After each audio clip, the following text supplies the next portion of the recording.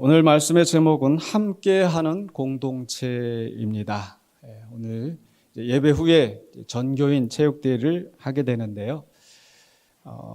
이게 아마 이전에 우리가 속해 있던 대한예수교 장로회 합동 측에 그대로 있었다면 상상할 수도 없는 일입니다. 이건 아마 제가 7위를 받을 거예요. 이런 일을 했다고 해서. 그 이유는 다음 주에 우리 안식일 논쟁, 예수님의 안식일 논쟁 마가복음에서 조금 더 자세하게 나누도록 하겠습니다. 어쨌든 우리 이제 체육대회를 하고 있는데요. 이 체육대회 하면은 보통 사람들이 어떤 그 경쟁, 이기는 것을 생각을 하죠. 그래서 일반 스포츠 경기에서는 어떻게 해서라든지 이기기 위해서 반칙도 불사하고 심지어는 뭐 약물을 사용한다든지 그것도 하고 또 뭔가 마음에 들지 않으면은 서로 싸우고 그 벤치 클리어링이라고 하죠. 서로 시비가 붙으면 양쪽에 그냥 팀들이 다 나와가지고 막 집단으로 이 싸움을 하는데 우리 교회 체육대회는 그런 체육대회가 돼서는 안 되겠죠. 우리 교회에서 체육대회를 여러 번 있었지만 그런 것은 한 번도 보지를 못했습니다. 목사님들 체육대회 가면 있더라고요, 그런 게. 아마 그 경건하고 이 놀이하고 아마 따로 이렇게 하셔서 그러시지 않나 그런 생각이 듭니다. 네. 죄송합니다. 제가 아침에 우리 목사님들하고 그 이른 아침에 이제 족구하는 그 운동하는 모임들이 있는데 거기 가서도 보면은 이 왜 선이 이게 공이 이제 밖으로 나갔다, 아웃이다, 아니다, 뭐 이런 거 가지고 이게 얼마나 싸우는지 막 서로 얼굴 붉히고. 네. 죄송합니다. 다시 한번. 네, 우리 교회에서는 그런 적이 한 번도 없었습니다. 이 체육대회는 결코 어떤 경쟁이 아니죠. 또 단순한 놀이가 아닙니다. 그저 시간 내서 여흥을 즐기기 위한 놀이가 아니라 우리 함께하는 신앙 공동체, 우리 군산영광교회 성도들이 함께 모여서 성도의 교제를 나누는 귀한 시간인 거죠. 저는 우리 예배의 연장이라고 생각을 합니다. 성경에서는 이 운동 경기를 우리 신앙의 여정을 가르치는 데 있어서 이 운동 경기를 비유로 많이 하는 것 같아요. 운동 경기하고 어떻게 보면 우리 신앙생활하고 비슷한 점이 많이 있는 거죠. 경주를 하는 자는 모든 무거운 것을 다 버리고 경주를 해야 된다든지 또 경주하는 자가 상을 바라보면서 가는 것이랄지 또 함께 연합하여 가는 것이랄지 그래서 이런 그 체육대회를 한다라는 것은 우리 신앙생활을 함에 있어서 또 함께 훈련하고 또 실천을 배울 수 있는 굉장히 좋은 기회라고 생각되어집니다. 그래서 오늘 우리가 체육대회가 단순한 경쟁이나 놀이가 아니라 우리 신앙의 훈련이고 실천의 연장이라는 그런 차원에서 우리가 오늘 말씀을 통해서 공동체에 대해서 말씀하고 있는 이 말씀을 통해서 우리가 함께 교훈을 얻고 또 함께 체육대회에 임하고자 합니다. 첫 번째로는요, 생각할 것은 봉독한 말씀을 앞서서 이 12절로 19절의 말씀의 요지는 바로 이 공동체라고 하면 그 안에 다양한 지체가 있다라는 거예요. 12절부터 보시면요. 12절에 이렇게 되어 있죠. 몸은 하나인데 많은 지체가 있고 몸의 지체가 많으나 한 몸임과 같이 그리스도도 그러하니라. 그리스도와 교회가 하나의 그리스도가 머리가 되시고 교회가 몸이 되고 그리고 그 몸 안에는 다양한 지체들이 있다라는 거죠. 우리 몸만 보더라도 눈이 있고 손발이 있고 다양한 그런 지체들이 있지 않습니까? 그래서 이 교회도 역시 마찬가지로 그리스도의 몸으로서 여러 다양한 사람들이 다양한 은사를 가지고 다양한 그 배경을 가지고 다양한 성품의 그런 사람들이 함께 모여서 각각의 역할을 하고 있다는 거죠. 운동 경기가 그러하죠. 특별히 단체 경기는 한 팀의 여러 구성원들이 함께 합니다. 그리고 그 안에서 각각 자기의 역할을 하게 되죠. 축구도 무슨 4-3-3 전법이니 무슨 이렇게 해가지고 그 각각 최전방에서 공격하는 사람, 중간에서 공을 잇는 사람, 뒤에서 수비하는 사람, 골을 지키는 사람. 야구도 공을 던지는 사람, 1루수, 2루수, 외야수, 내야수에서 여러 다양한 역할들이 거기에 존재합니다. 그래서 우리 신앙 공동체 안에서도 이런 다양한 역할들이 있다라는 거, 그리고 서로가 서로를 바라보면서 또 서로가 함께하는 한 팀이라는 것을 한 팀이라는 것을 알고 그 경기에 임하는 거죠. 그래서 오늘 체육대회를 할 때도 우리가 우리 교회 안에 이렇게 다양한 사람들이 있구나. 아마 그냥 예배에 왔다가 또 그냥 돌아가기만 하면은 맨날 보는 사람만 보고 만나는 사람만 만나고 그렇게 되는데, 오늘 체육대회를 통해서 함께 한 팀이 되고 전혀 그전에 말 한번 섞어보지 못했던 사람의 이름도 한번 같이 나누고 인사도 나누고, 그러는 가운데서 우리가 서로를 알아가는 좋은 기회가 될 수 있을 줄로 믿습니다. 그래서 오늘 이제 가시면은 팀을 나눌 때도 목장별로 이렇게 하지 않습니다. 다 섞어가지고 3전대 2여전대 이렇게 나누지 않고 다 섞을 겁니다. 다 섞어가지고 서로를 알아갈 수 있도록 우리 교회 안에 이렇게 다양한 사람들이 있구나라는 것을 우리가 함께 알 수 있게 됩니다. 그 속에서 우리가 또 서로 귀한 사귐을 갖게 된다는 것을 기억하시기 바랍니다. 그런데 이렇게 다양하게 구성하게 하신 것은 사실 하나님의 뜻입니다. 하나님께서 오늘 각 사람들에게 은사를 주시고 각 사람들의 다양한 성품들을 서로 만나게 하셨다라는 거죠. 하나님은 우리 다양성을 좋아하시는 것 같아요. 우리가 하나님이 창조하신 이 세상만 봐도 어떻습니까? 이 세상이 흑백입니까? 모노톤입니까? 아니에요. 다채로운 색깔들이, 다채로운 그 모양과 특징을 가진 그런 존재들이 식물이나 동물이나 다 존재하지 않습니까? 개구리 하나만 보더라도 큰 개구리, 작은 개구리, 아주 조그마한 개구리, 새도 그러하고요, 꽃들도 그러하고 형형색색의 많은 것들이 서로 조화를 이룰 때 참으로 아름다운 것을 우리가 체험하게 되죠. 교회도 마찬가지예요. 운동 경기도 마찬가지고요. 근데 이 모든 것을 하나님이 주셨다라는 거, 하나님이 교회 안에 다양성을 허락하셨다라는 거죠. 오늘 봉독한 말씀에서 18절에 이렇게 말씀하고 있죠. 그러나 이제 하나님이 그 원하시는 대로 지체를 각각 몸에 두셨으니 라고 하고 있지 않습니까? 왜 저 사람한테는 저게 있는데 나한테는 그게 없을까? 왜 저 사람은 저렇게 하는데 나는 그렇게 못할까? 이거 가지고 우리가 걱정하고 부끄러워하거나 그럴 필요가 없다라는 거예요. 어떤 모양, 어떤 형편에 있든지 하나님께서 각자에게 알맞게, 그리고 이 모든 것들이 서로 조화를 이루도록 하나님께서 배치하셨다라는 거죠. 운동 경기도 그러하죠.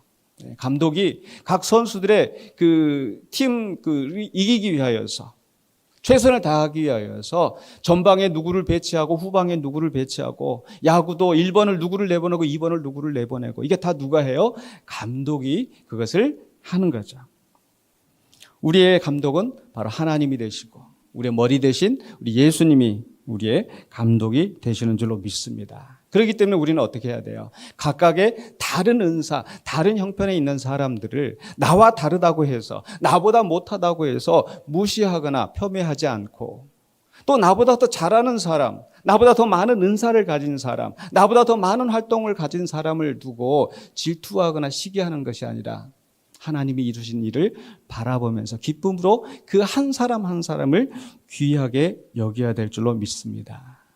그래서 오늘 우리가 체육대회를 할 때도 역시 마찬가지예요. 각 팀 안에서 잘하는 사람, 못하는 사람 있는데 다 그 사람들을 서로 존중하고 경쟁자가 아니라 하나의 동역자이고 함께하는 공동체라는 것을 기억하셔야 됩니다.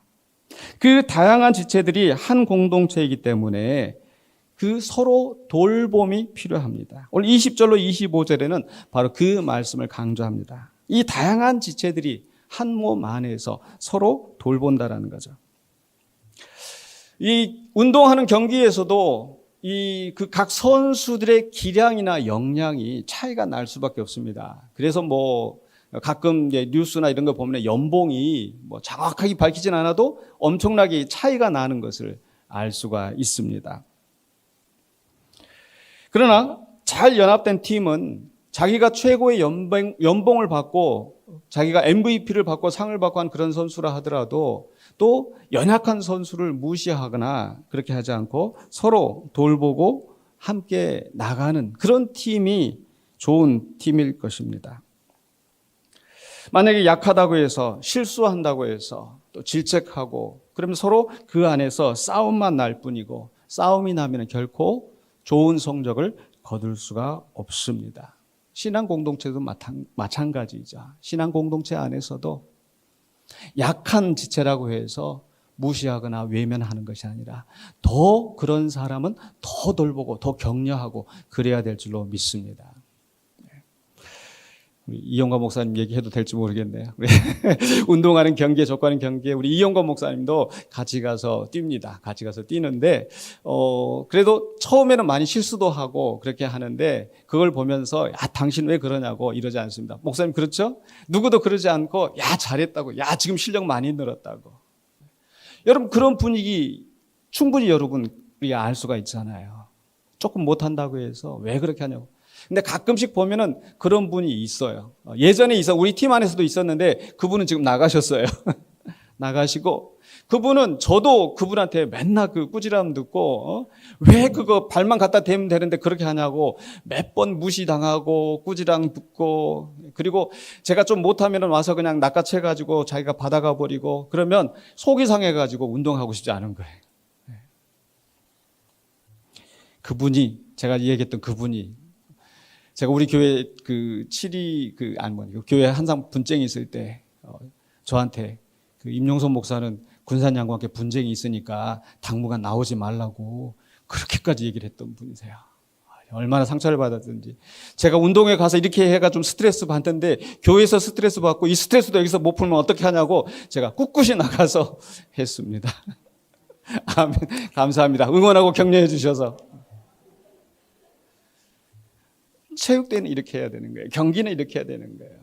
이기고 지는 것이 문제가 아니라 서로 격려해주고 응원해주고 더 못하는 사람은 더 막 박수 쳐주면서 얼마나 감격적이고 얼마나 그게 행복한 순간이에요. 분명히 내가 못했는데. 교회 안에서도 마찬가지예요. 약한 지체라고 해서 세상에서도 무시받는데 교회에 와서까지 무시받으면 되겠습니까? 교회에 오면은 그래도 내가 인정받고 교회에 오면 서로 따뜻하게 대접해주고 그렇게 행복한 것이 교회여야 되지 않겠습니까? 왜? 예수님께서 그러셨기 때문에.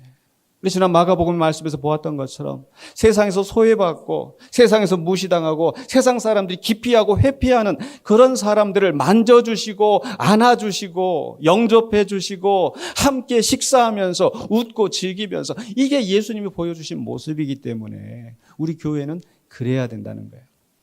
그래서 오늘 경기할 때도 우리 팀 우승을 위해서 전력을 다하고 최선을 다하지만 못한다고 해서 절대 질책하지 마시고 격려해 주시는 신앙의 훈련을 하실 수 있기를 바랍니다. 아멘. 오늘 말씀도 그렇게 강조하고 있는 거예요. 고린도전서 12장 22절 23절에 그뿐 아니라 더 약하게 보이는 몸의 지체가 도리어 요긴하고 우리가 몸에 덜 귀히 여기는 그것들을 더욱 귀한 것들로 입혀주며 우리의 아름답지 못한 지체는 더욱 아름다운 것을 얻느니라. 우리 몸 안에서 일어나는 일들, 교회 안에서도 이런다는 거예요. 약한 지체가 오히려 더 존귀함을 받고 귀중히 여김을 받고 바로 하나님께서 그러하시기 때문에 예수님께서 그러하시기 때문에 그래서 12장 24절 하반부 25절에 이렇게 말씀하죠. 오직 하나님이 몸을 고르게 하여 부족한 지체에게 귀중함을 더하사. 부족한 지체에게 귀중함을 더하사. 운동 경기에서 우리 하나님이 감독이라고 한다면은 잘 못하는 선수를 쟤 못하니까 무시하는 것이 아니라 더 귀중히 여기고 더 시간을 내서 격려해주고 너 이 저녁에 나와봐. 내가 특별 훈련을 해줄게. 뭐 그러실 것 같아요. 믿습니까? 우리 하나님은 더 약한 지체를 더욱 귀중히 여깁니다. 세상 사람들은 잘하고 잘 나가는 사람에게 더 많은 연봉을 주고 더 많은 광고를 의뢰하고 더 많은 사람들이 그 사람의 사인을 받으려고 하고 세상 사람의 시각은 그러하지만 우리 하나님의 시각은 더 약한 지체를 더욱 귀중히 여기시는 하나님이신 걸 믿으시기 바랍니다. 그래서 오늘 체육대회 한다고 해서 나는 내 몸도 제대로 못 가누는데 내 가서 괜히 짐만 되지 그러지 마시기 바랍니다. 우리 하나님은 그런 분을 더 귀중히 여기시고 우리 교회 공동체가 함께 그런 분들과 더불어서 함께 이 즐거운 시간을 함께 하기를 우리 하나님이 원하십니다. 그래서 이렇게 우리가 특별히 체육대회를 할 때도 우리가 하나님의 시각으로 잘 뛰는 사람만 칭찬해주고 인정하는 것이 아니라 못하는 사람도 더 격려하고 함께 웃고 서로의 부족함을 덮어주고 격려하는 진짜 이기는 공동체가 될 수 있기를 주의 이름으로 축원합니다. 승부가 문제가 아니에요. 기록이 문제가 아니에요. 관계가 중요합니다. 그래서 함께하는 우리 즐거운 시간이 될 수 있기를 바랍니다. 세 번째로는 26절입니다. 한 몸 안의 지체는 함께 고통을 받고 함께 즐거워합니다. 동고동락이라고 이야기를 하죠. 단체 경기에서 승패의 결과는 모든 구성원에게 동일하게 적용되어집니다. 비록 내가 골을 넣었다 하더라도 만약에 우리 팀이 졌다고 한다면 함께 침울해하고 다음 경기 한번 잘해보자고 다짐 가는 거죠. 내 개인의 성공이 중요한 것이 아니라 우리가 함께하는 공동체로서, 그래서 한 사람 한 사람의 아픔이 나의 아픔이 되고 그 사람의 즐거움이 또한 나의 기쁨이 되는 거죠. 운동 경기에서만 그렇게 했습니까? 우리 신앙 공동체도 그래야 된다는 거예요. 다른 사람이 아픈데 나도 함께 아파하고, 다른 사람이 즐거워할 때 함께 기쁨으로 축하해주고, 그게 교회의 본질인 거죠. 그래서 오늘 26절에 뭐라고 말씀하고 있어요? 만일 한 지체가 고통을 받으면 모든 지체가 함께 고통을 받고, 한 지체가 영광을 얻으면 모든 지체가 함께 즐거워하니라. 축구 경기 하다가 예를 들어서 한 사람 부딪혀갖고 쓰러졌어. 우리 팀원이에요. 어떻게 해요? 다 막 달라들어가지고 괜찮냐고 아프냐고. 이게 운동 경기할 때 우리가 흔히 볼 수 있는 모습이잖아요. 상대팀 선수라고 해서 그냥 무시하고 넘어가는 것이 아니라 역시 다 함께 한 경기장에서 뛰는 선수들이 다 그런 동지의식을 가지고 비록 서로 상대편이라 하더라도 그렇게 서로 위로해주고 격려해주는 그것이 스포츠의 모습 아닙니까? 하물며 우리 신앙 공동체 안에서 어때야 되겠습니까? 다른 사람이 성공했을 때 질투하고 시기하는 것이 아니라 진심으로 그것을 축하해주고, 다른 사람이 고통 가운데 있을 때 정말 위로하고 기도해주고, 그게 한 몸 여러 지체의 모습이 되는 줄로 믿습니다. 몇 번 말씀드렸습니다만 그 탈무드에 나오는 이야기, 샴 쌍둥이, 머리가 둘이고 몸이 하나인, 몸이 붙어 있는 그 샴 쌍둥이를 두고 이 두 사람입니까? 한 사람입니까? 라고 했었을 때 그 랍비가 뜨거운 물을 한쪽 머리에 부어봐라. 만약에 한쪽이 찡그리고 있는데 다른 쪽이 웃고 있으면 그것은 두 사람이고, 한쪽이 찡그릴 때 다른 쪽도 찡그리고 있으면 그것은 한 사람이다. 우리는 한 몸이기 때문에 서로의 아픔에 대해서, 서로의 기쁨에 대해서 함께 공감하고 공유하고 함께 나가는 공동체가 되어야 할 줄로 믿습니다. 마지막으로 우리가 기억해야 될 것은요, 바로 우리 이 몸이 우리만 함께 하는 것이 아니라 그리스도가 우리의 머리가 되시고 우리는 바로 그 그리스도의 몸에 속한 지체라는 것을 기억해야 될 줄로 믿습니다. 27절의 말씀, 너희는 그리스도의 몸이요 지체의 각 부분이라. 오늘 우리 장로님께서 기도해 주실 때도 그렇게 기도해 주신 것처럼 우리가 함께하는 공동체인데 우리만 함께하는 것이 아니라 거기에 누가 함께하세요? 주님이 함께하세요. 우리 교회 주님은 우리 예배할 때만 여기 계시고 우리가 체육대 갈 때는 그래 잘 갔다 오라고 문 앞에서 배우고 가시는 것이 아니라 우리와 함께 가시고 그 자리에 우리와 함께 즐거워하시는 줄로 믿습니다. 주님은 여전히 그곳에서도 우리의 머리가 되십니다. 그리고 우리는 바로 그분에게 속하였고 그 안에서 우리는 연합된 존재라는 거예요. 바로 이 연합을 위하여서, 화목을 위하여서 우리 주님께서 십자가를 지셨습니다. 믿습니까? 바로 에베소서 2장에 잘 말씀하고 있죠. 2장 13절로 14절에 이제는 전에 멀리 있던 너희가, 유대인과 헬라인들이 서로 무시하고 저 야만인들, 저 미개인들, 저 이방인들, 그렇게 서로 원수 취급하던 이 사람들이 그리스도 예수 안에서 그리스도의 피로 가까워졌다고. 왜냐하면 그는 우리의 화평이신지라 둘로 하나를 만드사 원수된 것 곧 중간에 막힌 담을 자기 육체로 허시고. 그리스도께서 십자가에 못 박혀 죽으신 것은 단지 내 죄값을 치르기 위해서 희생하신 것만이 아니라 우리 사이에 원수된 것을 허무시기 위하여서 스스로 화목제물이 되셨다는 거예요. 15절 16절 계속해서 법조문으로 된 계명의 율법을 폐하셨으니 이는 이 둘로 자기 안에서 한 새 사람을 지어 화평하게 하시고 우리의 죄를 사하시고 우리를 새롭게 하셔서 우리를 그 그리스도 안에서 한 몸 되게 하시려고 그 십자가의 고난을 감당하셨다는 거예요. 십자가로 이 둘을 한 몸으로 또 어떻게 해요? 하나님과 화목하게 하시려고. 그래서 우리가 화목되어지고 하나님과 화목되어지는 이 일을 위하여서 우리의 원수된 것을 십자가로 소멸하신 줄로 믿습니다. 17절 18절에 계속해서 말씀하죠. 또 오셔서 먼 데 있는 너에게 평안을 전하시고 가까운 데 있는 자들에게 평안을 전하셨으니 이는 그로 말미암아 같이 한번 읽어보실까요? 우리 둘이 한 성령 안에서 아버지께 나아감을 얻게 하려 하심이라. 우리가 연합하는 것은 우리끼리 똘똘 뭉치고 우리끼리 잘 사는 것이 아니라 결국 우리가 연합하여서 하나님께 성령 안에서 하나님께 나아가는 길이 되는 줄로 믿습니다. 그렇기 때문에 이 체육대회는 단순한 경쟁이나 놀이가 아니고 우리 신앙 공동체의 훈련이고 실천이라는 겁니다. 이제 말씀을 마무리하려고 하는데요. 너무 좋으시죠? 짧으니까.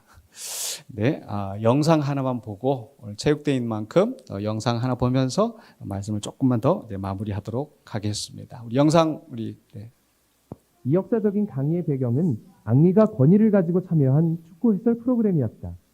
그들은 세인트루이스 시티를 상대로 후반전 단 15분 만에 터진 손흥민의 두 골을 다시 보여주고 있었다. 앙리는 다른 전문가들과 함께 손흥민의 완벽한 마무리 기술에 대해 칭찬을 아끼지 않았다. 하지만 그 후 앙리는 다른 행동을 했다. 그는 감독에게 손흥민이 두 번째 골을 넣은 후에 경기 전개를 다시 보여달라고 요청했다. 스트라이커로서 여러분께 말씀드리겠습니다.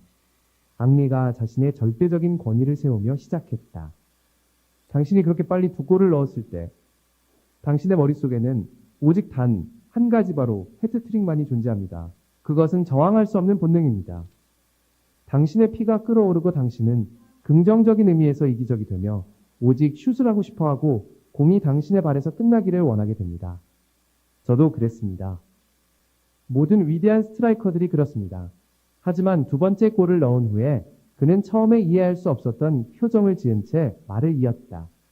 손흥민은 아주 이상하게 뛰기 시작했습니다. 그는 페널티 박스 가장자리에서 슛할 기회가 있었지만 동료에게 횡패스를 했습니다. 그는 수비에 가담하기 위해 더 깊숙이 내려왔습니다. 그는 데니스 부안가와 어린 선수들을 위해 주도적으로 기회를 만들어 주었습니다.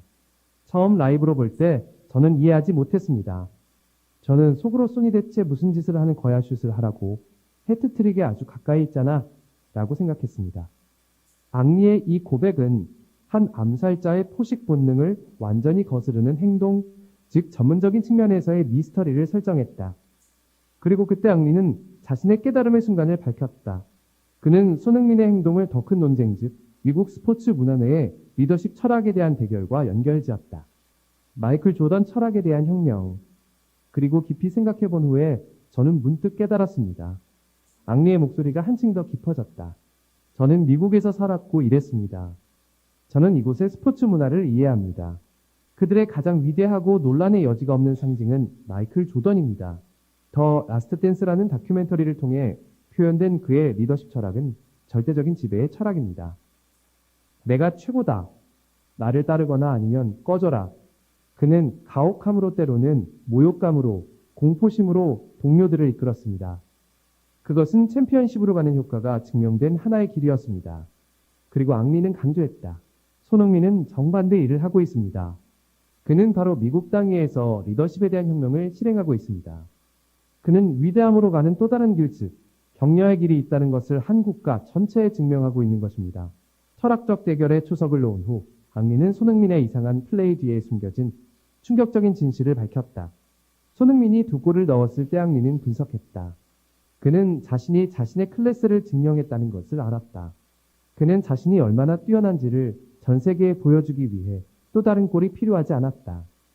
그리고 그는 바로 그 순간 자기 자신을 위한 해트트릭보다 팀 전체, 특히 그의 공격 파트너인 데니스 부안가를 위한 믿음과 자신감을 쌓는 것이 더 중요하다는 것을 깨달은 것이다. 의도적으로 더 깊숙이 내려오고 슛을 할 수 있는 상황에서 패스를 함으로써 그는 그 어떤 골보다도 더 강력한 메시지를 보내고 있었다. 그는 자신의 동료들에게 이렇게 말하고 있는 것이다. 나는 여러분을 믿습니다. 여러분의 성공이 바로 저의 성공입니다. 그는 비판이나 강요로 팀을 끌어올리는 것이 아니다. 그는 이타심으로 그들을 격려하고 있는 것이다. 그리고 그때 앙리는 마지막 판결을 내렸다. 그래서 제가 이 경기를 다시 돌려보았을 때 저는 충격적인 결론에 도달했습니다. 보이시나요? 손흥민은 해트트릭 기회를 놓친 것이 아닙니다. 그는 의도적으로 해트트릭을 거부한 것입니다. 그는 내부로부터 진정한 챔피언 팀을 건설한다는 훨씬 더 위대한 목표를 위해 개인의 영광을 희생했습니다. 앙리의 고백급 판결만으로도 이미 충분히 충격적이었다. 하지만 앙리는 더 나아갔다. 그는 자기 자신과 자신의 세대를 손흥민의 행동과 비교하며 자문했다. 그리고 제가 그것을 깨달은 순간 앙리의 목소리가 겸손함으로 가득 차며 낮아졌다. 솔직히 말해서 저는 약간의 부끄러움을 느꼈습니다. 스트라이커로서 골 사냥꾼의 본능은 항상 제 피 속에 흐릅니다. 해트트릭에 대한 갈망개인적인 영광에 대한 집착은 때로 팀이라는 더 큰 그림을 가려버리곤 합니다. 손흥민은 자신의 행동으로 우리 모두에게 진정으로 위대한 리더란 가장 많은 골을 넣는 사람이 아니라 팀 전체를 위대하게 만드는 사람이라는 것을 일깨워 주었습니다. 그리고 그 품격, 그것은 우리 자신 안에 여전히 존재하는 이기심 앞에서 우리가 배우고 부끄러워할 만한 가치가 있습니다. 전문가 전설 그리고 할리우드의 반응, 앙리의 분석과 고백은 즉시 폭풍을 일으켰다. 미국의 한 최고 스포츠 심리학자는 ESPN에서 이렇게 논평했다. 네, 거기까지만 피에리- 하셔도 될 것 같아요. 네. 뭐 어떤 상황인지 충분히 아실 수 있겠죠. 혹시 축구를 잘 모르시는 분들은 좀 생소할 수도 있겠습니다만 해트트릭이라고 하는 한 경기에서 아마 제가 알기로는 아마 3골을 넣는, 그거 했다면 또 손흥민 해트트릭하고 막 이렇게 이게 사실은 미국에 간 지 얼마 안 됐을 때 상황이기 때문에 더군다나 충분히 자기가 그런 기록을 달성할 수 있음에도 불구하고 자기가 직접 슛을 하지 않고 그 당시에 이 팀 그 골 수로 경쟁을 하고 있는 그 부안가라는 그 선수에게 공을 패스해서 이기게 만들었다라는 거죠. 그런데 여기에서 이 손흥민이 가지고 있는 리더십을 이 앙리는 이 변혁적 리더십이다라고 하고 있고, 이 손흥민하고 대조되는 선수 마이클 조단, 미국 농구의 황제라고 하는 이 마이클 조단, 가장 정말 이 스포츠 역사상 위대한 선수라고 꼽기에 손색이 없는 그런 조단하고 비교를 하고 있습니다. 마이클 조단을 리더십을 거래적 리더십이다. 거래라는 것은 나만 믿고 따라와. 그럼 내가 우승해 줄게. 이 마이클 조단은 누구보다 먼저 나와서 열심히 하고 아주 지독한 연습벌레입니다. 정말 기가 막히게 농구를 잘합니다. 그래서 모든 선수들이 마이클 조단에게 주목하고 그의 말을 따릅니다. 그런데 자기가 그만큼 열심히 하고 자기가 그만큼 기량이 있기 때문에 그렇지 못한 사람을 보면은 막 화가 나는 것 같아요. 그래서 막 윽박지르고 비판하고 조롱하고 그렇게 많은 마이클 조단에게 많이 상처를 받는다는 거예요. 그러나 워낙 뛰어난 선수이고 그렇게 팀을 압박과 강요 속에서 이끌어가면서 다른 팀 동료들에게도 그렇게 매질을 하면서, 직접 매질을 했다는 것이 아니라 그렇게 끌어가면서, 그래서 이 시카고 불스가 NBA 6번이나 우승하는 대쾌거를 이루었던 것이죠. 그러나 그 가운데서 많은 선수들이 상처를 받고, 그러나 손흥민은 다르다라는 거예요. 손흥민의 리더십은 변혁적 리더십이다. 팀 전체를 변화시킨다는 거예요. 손흥민이 감으로써 이 팀 전체가 변화했다는 그런 소식을 여러 번 들었습니다. 아까 손흥민이 패스해줬던 그 부한가라는 그 선수도 그 다음 경기 때는 자기가 슛을 할 수 있음에도 불구하고 또 다른 선수에게, 손흥민에게 패스를 해주는, 야, 부한가가 이렇게 변했다고? 팀 전체를 변화시키는. 그리고 개인이 위대함이 드러나는 것이 아니라 팀 전체가 위대하게 되는.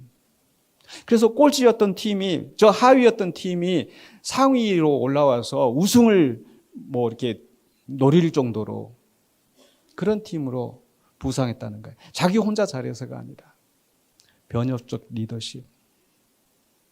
나 개인의 이기심을 추구하는 것이 아니라 팀 전체를, 다른 사람을 격려하고 응원하고 지원함으로써 팀을 변화시키는 그런 리더십. 그래서 그 팀만 변화시킨 것이 아니라 이 MLS라고 하는 이 축구 리그와 미국 사회 전체 그리고 전 세계에 이런 좋은 리더십을 보여주고 있다는 것이 이 취지였습니다. 바로 이 손흥민을 예수님하고 비교하는 것 자체가, 인간을 또 이렇게 예수님과 비교하는 것이 참 어불성설이겠습니다만은, 예수님이 축구를 하신다면 어떤 축구를 하셨을까? 예수님이 농구를 하셨다면 어떤 농구를 하셨을까? 당신이 드러나는 경기를 하신 것이 아니라 못하고 뒤에 처져 있는, 또 더 가능성이 있는 그런 사람들을 격려하고 이끌어서 그 팀을 위대하게 만드는 그런 경기를 하시는 분일 것 같습니다. 그래서 그분이 우리를 부르셨어요. 우리와 함께 하기를 원하십니다. 한 사람 한 사람을 이끌어 주시고 격려하시며 함께 하자고 하십니다.